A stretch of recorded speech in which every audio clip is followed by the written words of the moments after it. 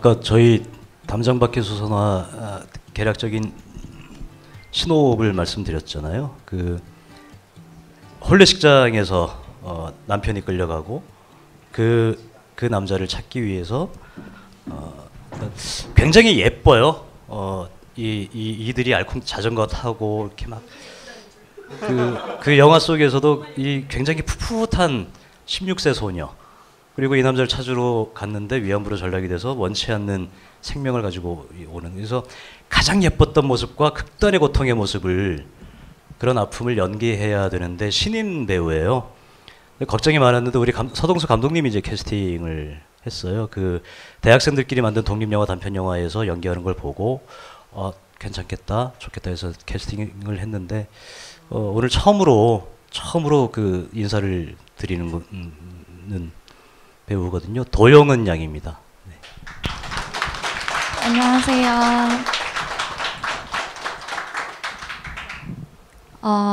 저는 지금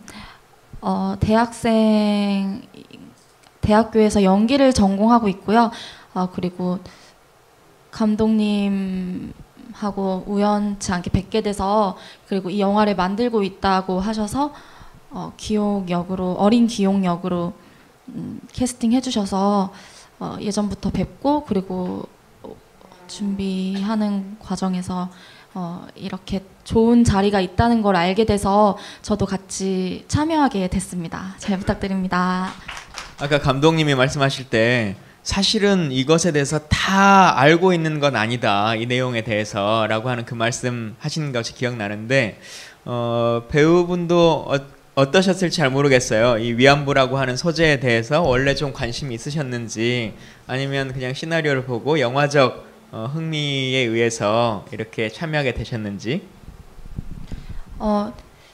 위안부라는 거는 대한민국 사람이라면 누구나 알고 있고, 저도 알고 있긴 했지만 사실 저도 막 제가 할 수 있는 거는 그냥 같이 공감해주는 일, 그게 다라고 생각했는데 이렇게 영화를 만들고 계시고, 좋은 일로 영화를 만들고 계시고, 저 또한 시나리오를 읽으면서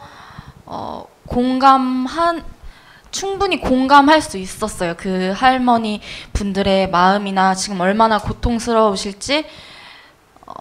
왜냐면 그때 저희에게는 지금 꿈이라는 거를 꿀 수 있지만, 다양한 꿈을 꿀 수 있지만, 그때는 꿈이라고 하면은 결혼을 해서 좋은 가정을 이루고 좋은 며느리가 되는 게 다였던, 그게 전부였던 시절이잖아요. 거기서 그 결혼식을 하시는 날 어쨌든 모든 것을 빼앗겨 버리고 그렇게 안 좋은 일까지 당하시고, 지금까지 그걸 마음에서 절대 지우지 못할 상처가 되셨을 거고, 그래서 저도 충분히 그렇게까지 깊게 생각해 본 적은 사실 없었지만 이번 기회를 통해서 더 많은 걸 배우게 되었고, 그래서 저도 이렇게 참여하게 됐습니다. 영화를 통해서 더 많은 모습을 보실 수 있을 것 같은데요. 그 배우는 또 너무 많이 보여드리면 안 되니까 빨리 내려가도록 하겠고, 보내드리도록 하겠고, 조만간에 또 대한민국을 대표하는 길라임이 되실지 모르니까요. 이번 기회에 다 사진 하나씩 이렇게 찍어 놓으시고 나중에 진짜 유명해지면 그때 잘 사용하십시오. 예, 감사합니다. 영화에서 뵙겠습니다. 예. 공개방송 2부를 시작하도록 하겠습니다. 2부는 1부에서 말씀드렸던 것처럼 사실 위안부 할머니들에 대한 이야기를 하다 보면 다들 나눔의 집이라고 하는 곳을 많이 떠오르실 거예요. 근데 위안부 할머니 분들은 나눔의 집에만 계신 것이 아니고 우리가 생활하고 있는 곳곳에 함께하고 계십니다. 알려지신 분도 있고 알려지지 않으신 분들도 있고, 또 세상에 본인의 얼굴을 공개하신 분도 있고 그렇지 않은 분도 있는데, 나눔의 집 외에 또 다른 곳에서 할머니들과 함께 생활하고 계시는 분입니다. 이경희 대표님 함께 모시도록 하겠습니다.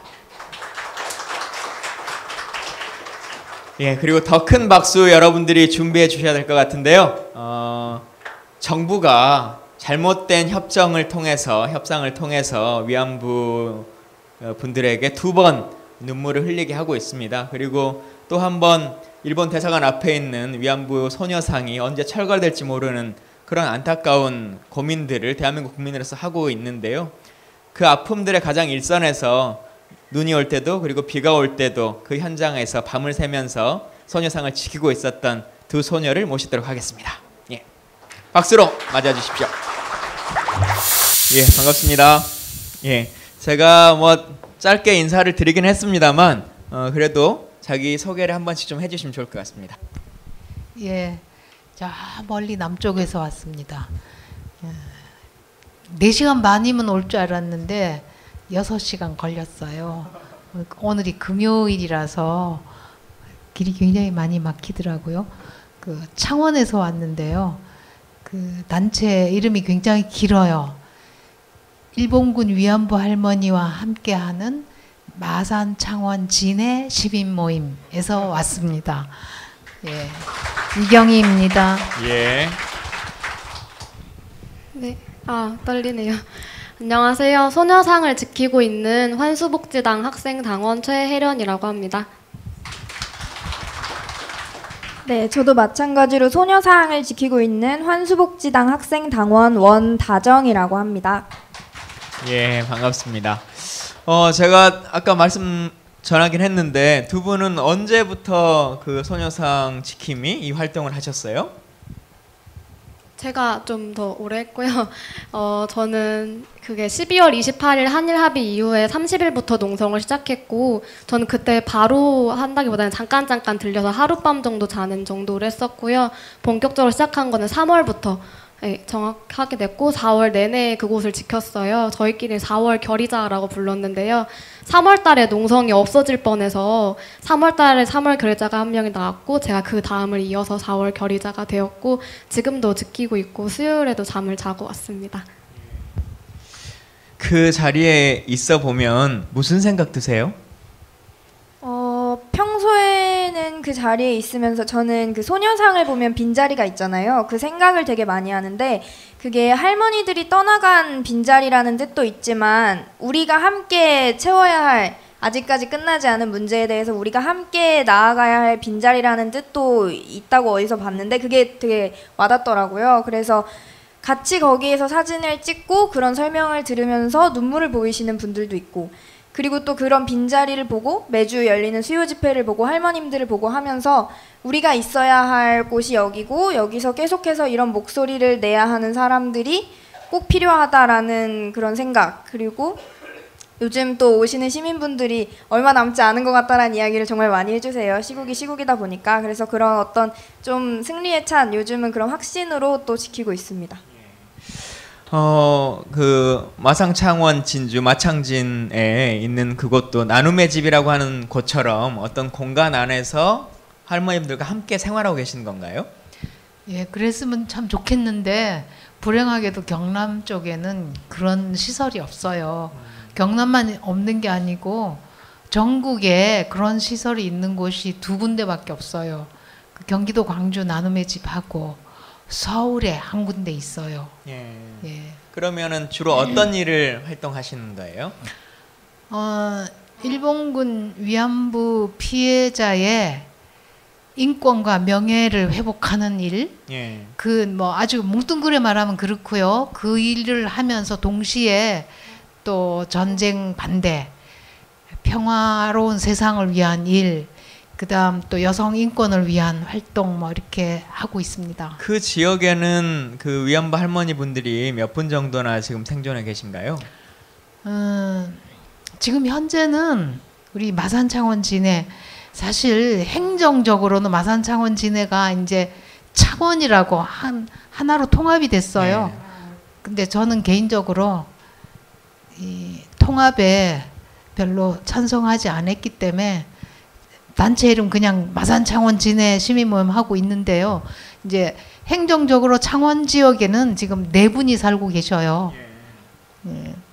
그러면 그분들과 함께하는 어떤 프로그램이나 뭐 지원 사업이나 이런 것들을 병행해서 지금 하고 계신 건가요? 그동안은 여러 가지 많이 했었어요.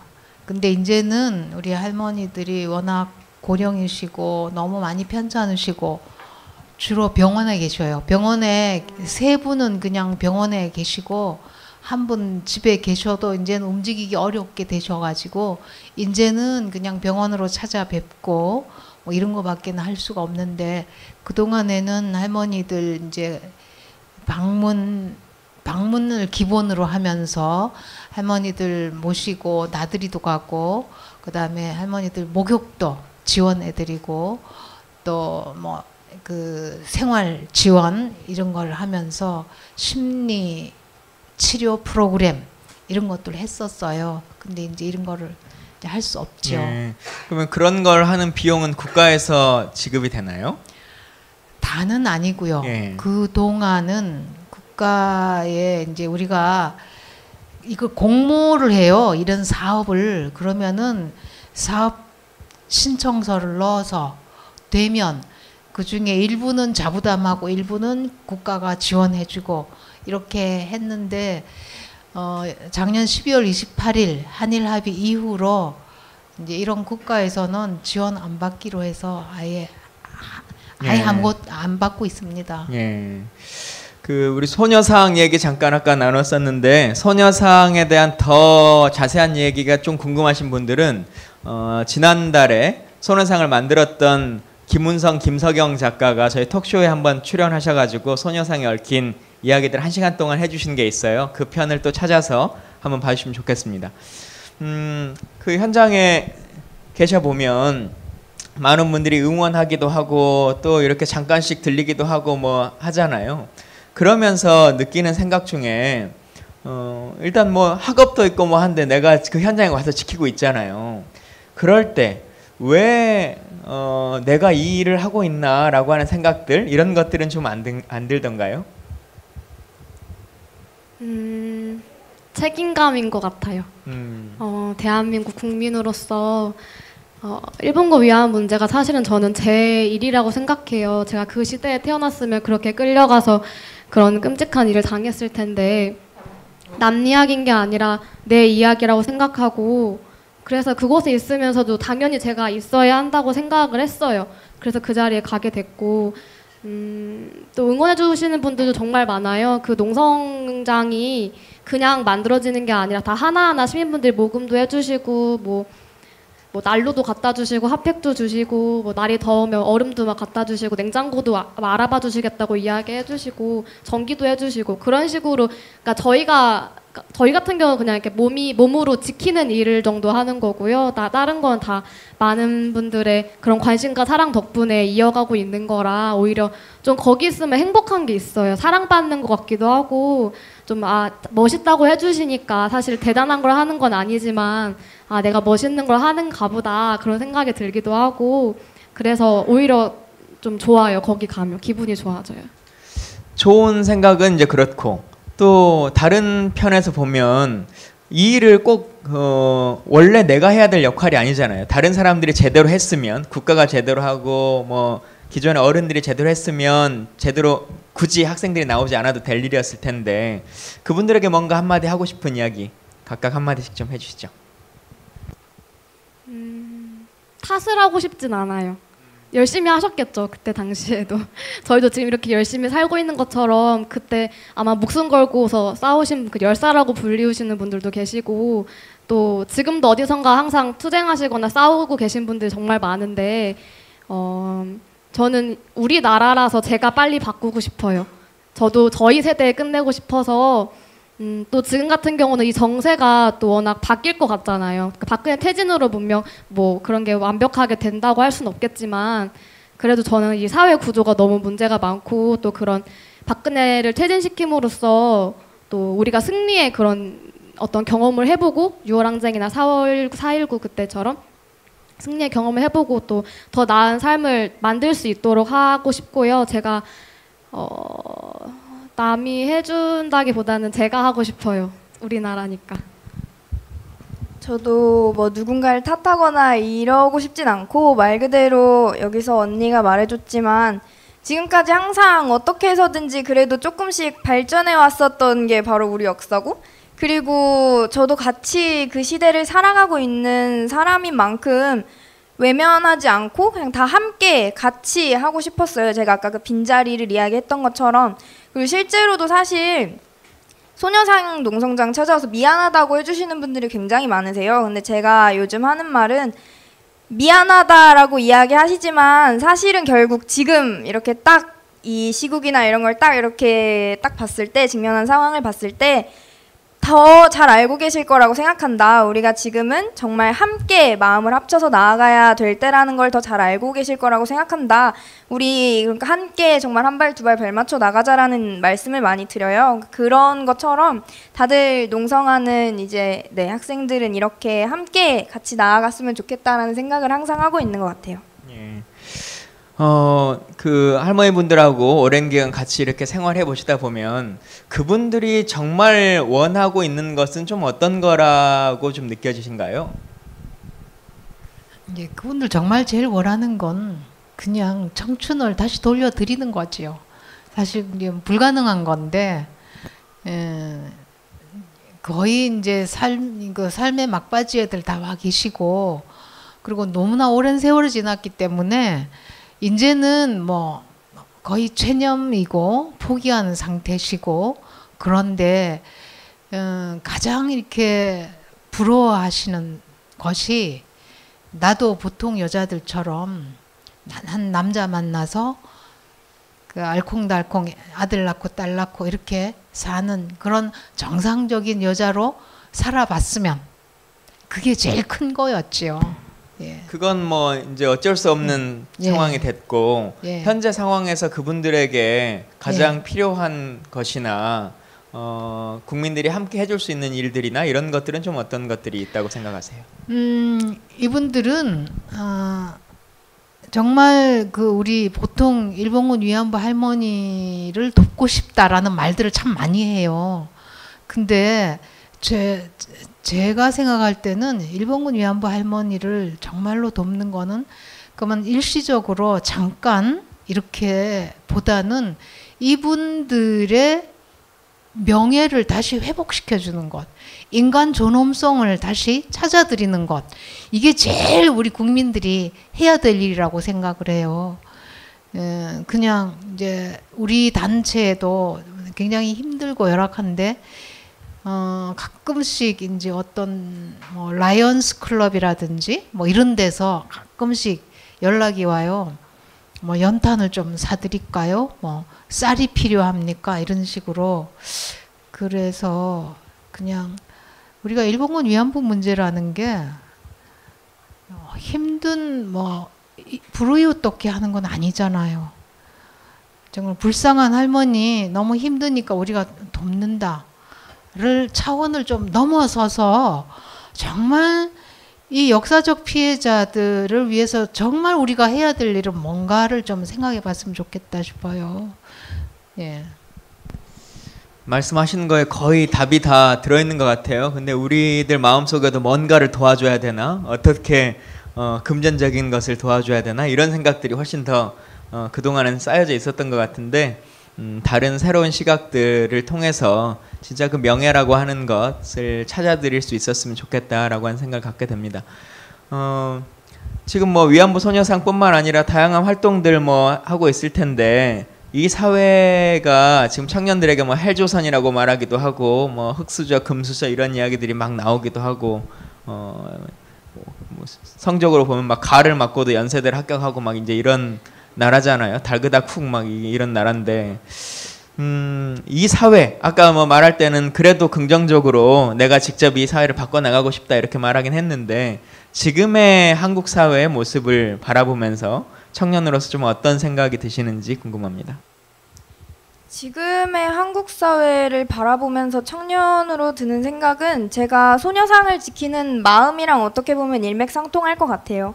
그러니까 말 그대로 정말 계속 지금까지 이렇게 앞에 계신 많은 분들처럼, 그리고 여기에 계신 의원처럼 이렇게 같이 지금 현재를 만들어 온 분들이 있기 때문에 저는 항상 좀 그렇게 생각하는데, 지금 현재 우리가 가진 문제들을 남이 해결해 줄 순 없잖아요. 뭐 일본에서 와서, 미국에서 와서, 뭐 어디에서 와서 해결해 줄 수 없잖아요. 우리가 가진 문제는 우리의 힘으로 우리가 함께 풀어가야 되는 문제들이기 때문에 저는 또 소녀상에 있는 거고, 그리고 요즘 청년들도 사실 힘들다 너무 많이 힘드니까 이제 우리가 진짜 같이 바꿔나가야 되는구나를 또 자각하고 있는 것 같아요. 다들 하나 둘씩. 왜냐하면 그 증거가 이제 지난주에 100만, 110만이 모였다라고 하는 그 또 촛불 집회, 그 집회의 현장이었다라고 생각을 하는데, 그런 것처럼 말 그대로 이 역사의 흐름의 한복판에 있는 청년들 같이 함께 저는 계속 나아가고, 그리고 더 나은 방향을 제시할 힘도 결국 우리들에게 있다라고 생각을 해요. 네. 뭐 모든 청년들이 다 현장에 나올 수 없는 것도 또 현실이니까 그 현장을 지키고 있는 사람으로서 멀리서 바라보고 있는 다른 청년들에게 뭔가 한마디 좀 해주시면 좋을 것 같아요. 인터뷰를 되게 많이 와요. 대학교나 고등학교, 중학교 과제로 일본고 위안부 소녀상을 왔다가 뭐 그런 과제 제출을 위한 걸로 이렇게 농성하는 사람들을 만나러 많이 와요. 근데 제가 항상 또 이렇게 이런 질문이 들어오거든요. 본인들한테 해주고 싶은 이야기나 바라만 보고 있는 사람한테 무엇을 말하고 싶은가를 항상 물어보시는데, 전 항상 일관되게 이야기하는 거는 제가 앞에 있으니까 제 뒤에라도 서 계시면 제가 앞에 뚫고 나가면 그 길만 따라와 주시면 될 것 같아요. 근데 사실 그게 어렵잖아요. 농성장 오는 것도 사실 앞에 경찰이 너무 많아서 무서워서 못 오시는 분들이 너무 많아요. 그러니까 그런 걸 봤을 때도 저희는 항상 경찰과 싸우거든요. 그러니까 비닐도 지금 치는데 그것도 엄청나게 싸웠어요. 새벽 2시에 싸우고 1시에 싸우고, 뭐 파라솔 치면 안 된다, 이거 무슨 법에 걸린다, 니네 여기에 뭐 놓으면 안 된다, 무슨 법에 걸린다, 의경 와갖고 다 치우라고 하면서 막 20명씩 막 배치하고 정말 별일이 다 있는데, 그러면 무서움을 느낄 수 있겠죠. 근데 다 지금 같은 이 상황에서 뭐 헬조선, 뭐 흑수저 이런 이야기 하는데 다 나오잖아요. 길거리로. 중학생이고 고등학생이고 대학생이고 다 나오는 걸 보면서 아, 다들 양심이 다 있으셨구나. 그동안 우리가 잘못돼서 옆에 계셨던 게 아니라, 옆에 안 계셨던 게 아니라 정말 무섭고 약간 본인들의 그런 것들을 하려고 하셨나 보다, 좀 지키고 싶은 게 더 많으셨나 보다, 그런 생각을 하는데, 네, 그래서 저는 그렇게 이야기하고 싶어요. 저 같은 경우는 그런 저 자신의 삶보다 좀 우리 모두의 삶을 위해서 학교도 잠깐 내려놓고 가족도 좀 내려놓고 엄마 아빠 싫어하시거든요.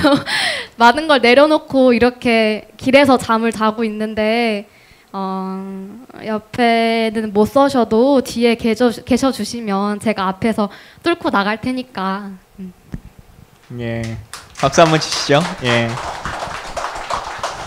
아마 그 지역에서도 이 젊은 시절부터 방금 이 친구가 말한 것처럼 많은 사람들을 위해서, 세상을 위해서 뚫고 나가는 일들을 쭉 해오셨을까라고 생각이 들어요. 최근 들어서 뭐 그 여성에 대한 문제가 훨씬 더 많이 부각되기도 하고 여혐에 대한 문제들이 많이 등장하기도 하는데, 한국 사회에서의 여성 인권이라고 하는 것, 꼭 비단 이 위안부 할머니들뿐만 아니라 그걸 넘어서서 여성 인권이라고 하는 것에 대해서 어떤 시선들이 조금 더 많은 국민들이 같이 공감했으면 좋겠는지 이 얘기 좀 해주시면 좋을 것 같아요. 굉장히 어려운 질문하신데요. 사실 여성 인권 운동이 한 8, 9년 동안 MB 정권부터 박근혜 정권 그 사이에 상당히 사실 많이 후퇴했어요. 그 여성 운동 단체들이 열심히 노력해서 여성가족부도 행정부처를 없는 부처를 만들어냈고, 이제 그래서 국가가 여성 인권을 발전시킬 수 있도록 하는 여성발전 기본법도 만들어 놓고 다 했는데, 사실은 그동안 여성 정책 굉장히 후퇴했거든요.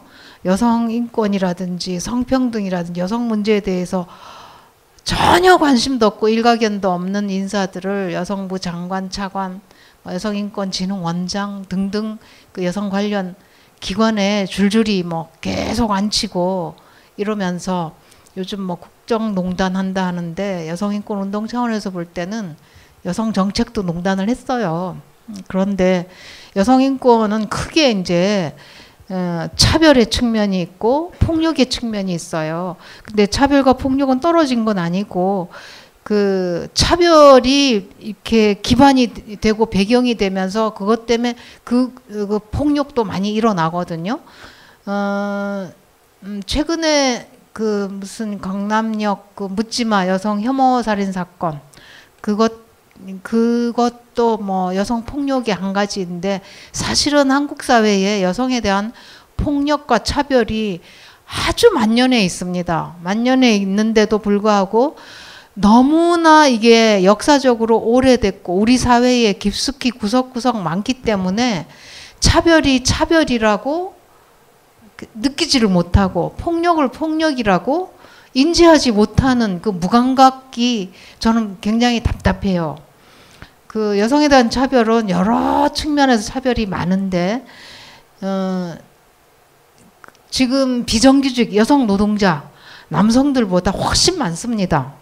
근데 지금 여성가족부가 여성 노동자들이 비정규직이 자꾸 늘어나고 있고 뭐 이런 문제 도외시하고 있거든요. 그 일반 보통 여성들은 뭐 집에서 살림하고 애 키우고 뭐 가정에 있는 게 주로 여자들의 역할이다 이렇게 생각하기 때문에 직장 내에서 임금차별이라든지 승진차별이라든지 심지어 똑같이 자격증을 갖고 있어도 그 직업을 갖기가 남자들보다 훨씬 더 어렵습니다. 이런 일상적인 차별이 있는가 하면은 가정폭력, 아내 구타 지금 몇십 년 전과 지금과 전혀 다르지 않게 심각하게 굉장히 많이 일어나요. 남편으로부터 아무 이유 없이 상습적으로 지속적으로 구타당하고 그렇게 사는 여성들 굉장히 많습니다. 그 다음에 성폭력이 전국 곳곳에서 아마 지금 이 순간도 어디선가 성폭력이 일어날 거예요. 그 다음에 이 성폭력의 범주에 들어가는 또 하나의 폭력, 성매매. 여자의 몸을 사고 팔고 여자의 몸을 즐기는 여자의 몸을 소비하는 이런 여성인권 문제가 뭐 대도시마다 환락가마다 지금 뭐 이렇게 서울 시내나 인천, 성남, 창원도 굉장히 많이 일어납니다. 그게 지금 여성인권의 현 주소거든요. 여성에 대한 폭력이나 여성의 몸을 정말 돈 주고 사서 놀이개처럼 갖고 노는 이런 문화는 점점 더 심해지고 있는데 그게 워낙 우리 오랫동안 우리 생활에서 만연해 있고 늘 봐왔기 때문에 일상화돼 버린 거죠. 폭력이라고 아무도 생각하지 않는 거예요. 제가 조금만 더 말씀드리면 일본군 위안부 문제에 우리가 해결하자라고 하는데 저는 학생들한테 이렇게 질문을 해보거든요. 어느 날 일본 정권이 아베 총리가 갑자기 개과천선해서 그래 우리가 범죄 다 인정할게. 우리가 다 잘못했어. 그리고 정말 진심으로 사죄할게. 그리고 우리가 다 배상할게. 그렇게 한다면 일본군 위안부 문제는 과연 다 해결된 것일까? 저는 아니라고 생각하거든요. 그 아주 유명한 말씀 제가 여기서 인용하고 싶은 게 역사를 잊은 민족에게 미래는 없다. 단재 선생님 그런 말씀하셨다고 다들 알고 있을 거예요. 저는 이 말을 좀 더 자세히 풀이하면 역사의 교훈을 잊은 민족에게 미래는 없다고 생각해요. 그러면 일본군 위안부 문제라는 이 뼈아픈 정말 처참한 역사를 통해서 우리는 어떤 교훈을 잊지 말아야 하는가.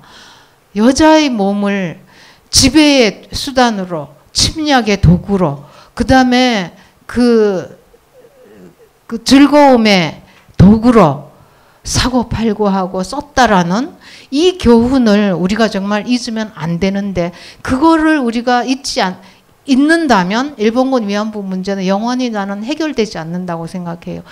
좀 전에 여성인권 문제 말씀하셨는데 바로 그 70년 전에 80년 전에 우리 피해자 할머니들이 끌려가서 그렇게 정말 성노예로 학대당하고 팔리고 성폭력 당한 바로 그 현실이 지금 우리 사회 곳곳에 널려 있는 것에 대해서 우리가 자각하지 않는다면 할머니들의 피해가 과연 의미가 있을까? 그 얘기를 저는 꼭 드리고 싶습니다. 예, 많은 것을 생각하실 것 같아요. 우리가 개념적으로 또 알고 있었던 것들도 또 이렇게 정리해서 들어보니까 많은 것들을 느끼게 되는데, 요즘 뭐 여성 그 문제가 나올 때마다 저도 이제 남성이니까 듣다 보면 그래도 나 정도면 꽤 인권 의식이 높다라고 생각하고 살았는데도 불구하고 순간순간 저도 모르는 그 남자적 사고라고 하는 것을 하고 있다라고 하는 것을 느낄 때가 있더라고요. 여기 뭐 다 나오신 분들이 어쩌다 보니까 여성분들만 이렇게 다 나오셨는데, 기왕 이 주제가 나왔으니까 실제 여성으로서의 삶이라고 하는 것. 근데 지금 뭐 현장에 나오고 뭐 하다 보면 그냥 또 밖에서 보면 남자나 여자나, 남자가 해야 될 일, 여자가 해야 될 일이라는 게 정해져 있는 것은 아니지만, 그럼에도 불구하고 이렇게 좀 거친 일들, 혹은 아까 말한 것처럼 앞서서 나가는 일들, 이런 것들을 할 때마다 아직 한국 사회에서는 그건 남성적 사고야, 남성적 일이야 라고 하는 개념들을 가질 것 같단 말이에요. 그 현장들에서는 남성과 여성으로서의 느낌, 이런 것들은 좀 어때요? 차이가 있긴 있어요. 사실 그렇게 말하고 싶진 않은데, 왜냐면 지금 농성을 하는 사람들 대부분이 여학생이에요. 남학생들은 저희 나이 또래는 다 대부분 군대에 가거든요. 그러니까 군대 가기 전이나 군대 갔을 때나 군대 간 후에는 농성이나 이런 약간 진보적이라고 보이는 활동을 많이 안 해요. 확실히 남성들은. 근데 지금 제 나이 또래는 다 군대에 가 있다 보니까 많이 못하는 게 많은데, 제대하고 지금 결합한 친구도 있어요. 근데 농성장이 있다 보면 저처럼 여성인 친구들만 있을 때 약간 위협이 있을 때가 꽤 있어요. 그러니까 아무래도 길에 그냥 매트 하나 깔고 앉아 있는 거다 보니까 모든 게 적나라하게 다 보이거든요. 비닐도 어두운 비닐이 아니에요. 투명한 색이라서 그 안에서 무엇을 하는지가 다 보이거든요. 잠을 잘 때도 마찬가지고, 또 남자 여자 구별 없이 잘 수밖에 없어요. 상황 자체가 뭐 집이 있는 것도 아니고 방이 있는 게 아니라 그냥 매트 하나에 사람 수대로 이렇게 누워서 자는 거라 그런 게 있는데, 저는 일본군 위안부 문제가 참 여성으로서도 있지만 그 전쟁이라는 상황 자체가 너무 나빴던 것 같아요. 누군가의 권력 다툼 때문에 그렇게 사실 여성, 남성 할 거 없이 모두가 다 죽어버렸잖아요. 군인으로 간 남성이나 그렇게 끌려간 여성이나 또 어린 아이도 있었고 나이 많은 사람도 있었고, 그래서 또 지금도 전쟁이라는 게 곳곳에서 일어나고 있는데 정말 그런 전쟁을 안 만드는 게 맞지 않을까 싶어요. 일본군 위안부라는 것도 정말 있었지만. 예. 말이 자연스럽게 전쟁이라고 하는 거, 전쟁과 평화에 대한 이야기로 이제 넘어왔는데요. 사실 지금 남북 관계라고 하는 것도 일촉즉발의 상황이 초래되고 있는 거지 않습니까? 어떤 상황들이 또 올지 모르는 그런 암담한 현실들 앞에 마주하고 있는데, 많은 분들이 이런 생각을 해요. 그래, 전쟁이 날 수도 있다. 전쟁이 나서 북한 사람들이 1000만 죽고 우리는 500명만 죽었다. 저쪽은 1000명 죽고 우리는 500명만 죽었다. 그러면 우리는 2배로 성공한 전쟁인가? 라고 하는 고민을 해보셔야 되는데, 어느 순간부터 어느 정도의 희생은 있을 수 있겠지, 전쟁이라는 건. 근데 우리가 이기면 되는 거 아니야? 라고 하는 생각들을 많이 하게 되는 사회의 방식들이 생겼거든요. 근데 전쟁이라는 거는 우리가 저쪽을 얼마나 더 많이 죽이느냐라고 하는 것이 중요한 게 아니라, 전쟁이라는 게 나지 않아서 우리 국민들이 단 한 명도 목숨을 잃지 않게끔 하는 것, 이게 군 통수권자가 해야 될 가장 큰 의무라고 생각이 들어요. 그런 정상적인 생각을 가진 군 통수권자가 빨리 대한민국에 계시면 좋겠다, 이런 생각을 하게 됩니다. 나누고 싶은 얘기는 사실 많은데 시간이 많지 않아서 마무리 말씀으로 한마디씩 듣고 오늘 김광진의 톡쇼 공개방송 마치도록 하겠습니다. 네, 오늘 소녀상을 지키는 학생의 이름으로 여기에 왔는데, 사실 소녀상을 지킨다라는 거 빼면 정말 평범한 이 나라의 대학생이에요. 근데 하지만 평범한 이 나라의 대학생들조차 정말 외면할 수 없는, 결국에는 우리 모두 함께 관심을 가지고 나아가야 할 그런 문제들이 분명히 있고, 그리고 지금 우리는 그런 시대를 살고 있기 때문에 요즘 또 소녀상을 찾아주시는 시민분들이 또 다시 늘어나고 있는데, 함께 이러한 정세에 같이, 네, 제가 계속 이야기 드리고 싶은 건 정말 함께 나갔으면 좋겠다라는 이야기를 계속 드리고 싶습니다. 네, 저도 사실 그냥 대학생이니까요. 그 소녀상을 지킨다는 이유로 이렇게 많은 분들 앞에서 이야기를 하게 된 게 참 감사하기도 하고 부끄럽기도 하고, 더 열심히 해야겠다는 생각도 정말 많이 들고, 사실 저희가 당에 들어가 있는데 이 당도 저희가 직접 만든 당이에요. 5,000명을 모아서. 그래서 저희 같은 대학생들이 5,000명을 길에서 모아가지고 당을 만든 건데, 이렇게 일본군 위안부 문제를 해결하려면 사실 그거 하나 말고 더 많은 게 그 안에 있다고 생각해요. 미국이나 일본이나 우리나라나 다른 어떤 영향력 있는 국가들, 아니면 또 그 안에 있는 많이 꼬여있는 문제, 지금 세월호도 사실 세월호 애들이 죽은 건데 거기 안 정말 많은 문제가 있듯이 일본군 위안부는 더 많이 복잡할 거라고 생각해요. 그래서 그런 문제를 정말 근본적으로 해결하기 위해서 더 열심히 싸울 거고, 앞으로 다른 뭐 집회 현장이나 아니면 여기저기에서 많이 얼굴 볼 수 있도록 노력하겠습니다. 예, 저는 꼭 드리고 싶은 말씀이 있는데요. 일본군 위안부 문제와 관련해서 그 우리나라 전 국민이 정말로 관심 가져주셔야 될 중요한 이슈가 있어요. 그 일본군 위안부 기록을 유네스코 세계 기록유산으로 등재하는 작업을 해왔었어요. 처음에는 정부에서, 구체적으로는 여성가족부에서 뭐 중국이 등재한다 하니까 우리도 해야 되지 않겠느냐. 그래서 우리 민간단체와 정부가 힘을 합쳐서 우리도 등재를 하자. 민간단체가 자료들을 많이 갖고 있고 하니까 그 자료를 모으고 정리하는 걸 민간단체가 하면 정부가 행정 예산 지원은 적극적으로 하겠다. 그래서 한 2014년부터 준비를 했는데 2015년 12월 28일이 지나니까 갑자기 태도가 돌변했어요. 민간단체 니네끼리 해라. 민간단체가 하는 일 정부가 정부가 손댈 일이 없다. 우리는 예산이고 뭐가 아무것도 지원할 수 없다. 또 이렇게. 그래서 너무 어이가 없긴 했지만, 그래도 그동안 준비한 것들을 정리를 해서 지난 5월 31일 날 유네스코 세계기록유산위원회 사무국에 등재 신청 접수를 했습니다. 이제 민간단체들만의 힘으로. 근데 우리 한국만 있는 게 아니고 한 9개국에 있는 다른 나라의 민간단체들과 힘을 합쳐서 한 2,744건의 자료를 접수를 했어요.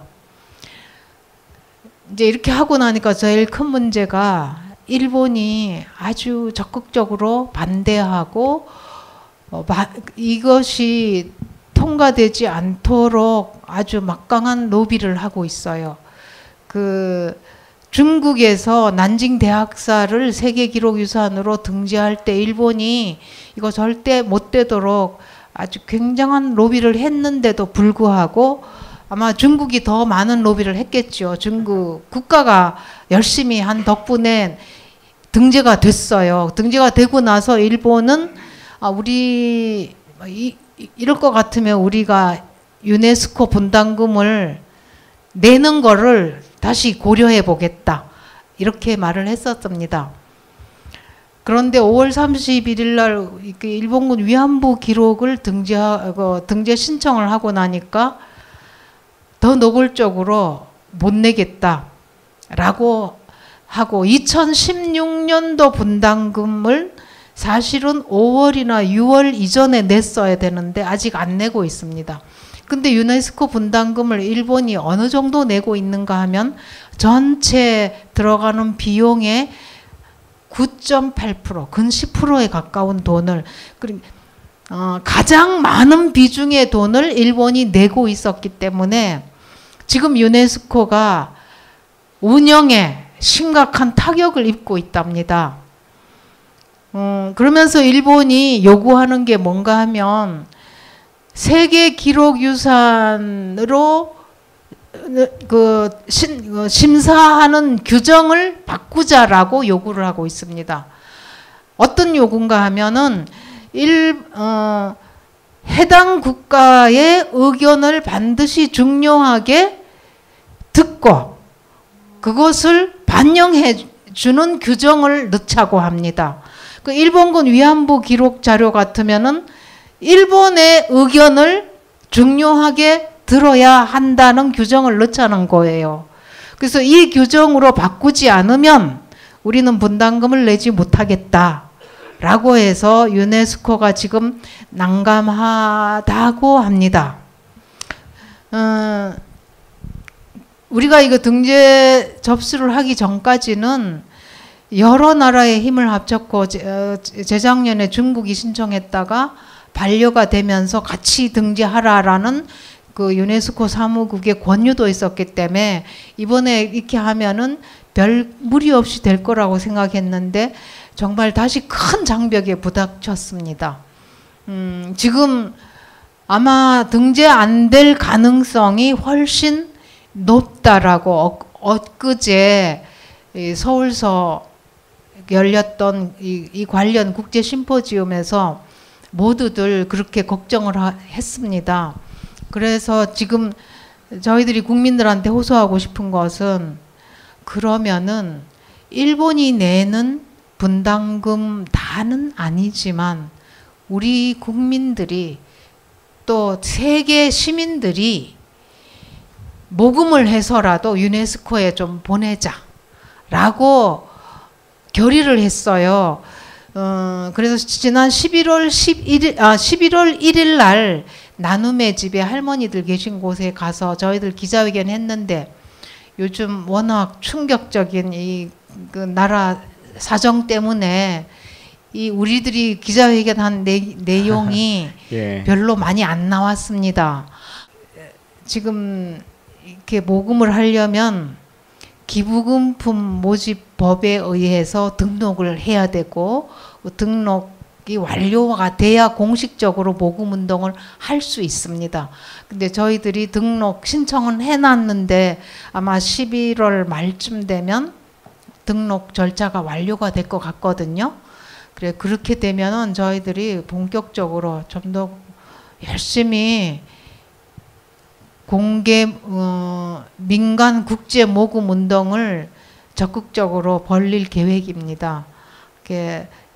많이 좀 알려주시고 정말 일본군 위안부 기록이 역사의 중요한 교훈적 자료로서 유네스코 세계기록유산으로 꼭 등재되도록 힘을 모아주시면 감사하겠습니다. 예. 사실은 제가 이 말씀 드리려고 6시간을 달려왔습니다.